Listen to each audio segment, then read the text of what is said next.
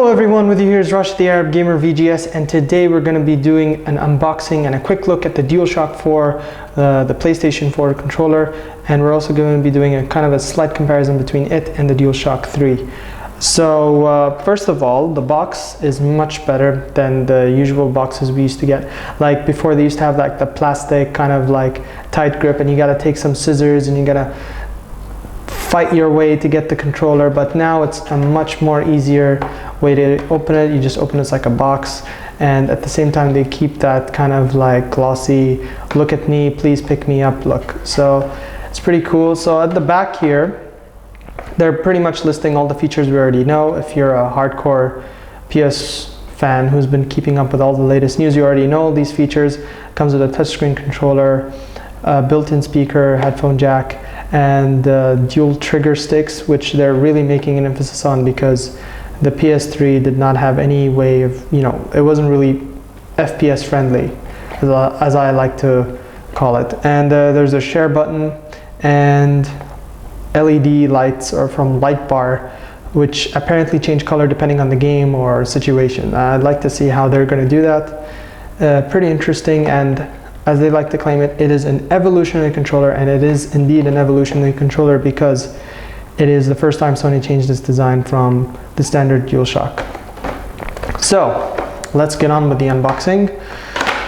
Open it up from here. Very easy. You just take this out, slide it, and the manual falls right there. If you guys are interested, here's the manual. It's pretty much don't break me, health hazard, battery life duration, don't put me in the sun kind of thing. So the controller itself, it's pretty easy to get it out. You just take the plastic coating or whatever you call it, and then that's it. Easy as that. Here you go. PlayStation Dualshock 4 controller right here in my hands. Before the console, mind you. So I'm gonna give you guys a quick look at the design. Here's the back, here's the side, here's the triggers. I'm gonna show you guys a close look at the triggers, which are more FPS friendly. Nice dual color variation going on here. Here's where you put the headphone jack, where you want to speak to your friends, just plug it in, you can speak. Here is the speaker, and option. Ooh, it's doing something. It's glowing, but there's no PlayStation 4 to play this with, unfortunately. So yeah, there's the option, the share button, and there's also the improved D-pad. Now we're gonna get into the buttons. The buttons feel more, how did I say, there's more feedback towards them, because the Dualshock 3 controller always had this feeling where you're just pushing a button and it's just going in, and there's no feeling of pushing a button. So with this one, you kind of get more of a feeling. There's more feedback, I guess. And of course, my personal favorite thing is the improved analog sticks. They're more, slightly more snug, I guess, and they don't feel like your thumbs will slip up. So if you're playing like an FPS game, your thumbs, it would be really difficult for your thumbs to slip, because sometimes you're in the heat of the situations, your thumbs get sweaty, and you'll be like, oh, so it'll be like pretty difficult for your thumbs to get sweaty and slip off. Whereas the Dualshock 3 controller, it used to happen to me very often. So if I'm playing, I sometimes have to like do this just to get it back into the same position, whereas here it's much more refined and a big improvement. So, and the D-pad is relatively the same. I didn't really notice a big difference. It does have, again, more feedback like the buttons, but it generally feels good. This is also a button, which I didn't realize until E3. It's a button, and you can use it to move maps. So let's say you're playing Assassin's Creed 4 on the PS4, you can push on this, it opens up the map, and you can scroll using this touchscreen thing.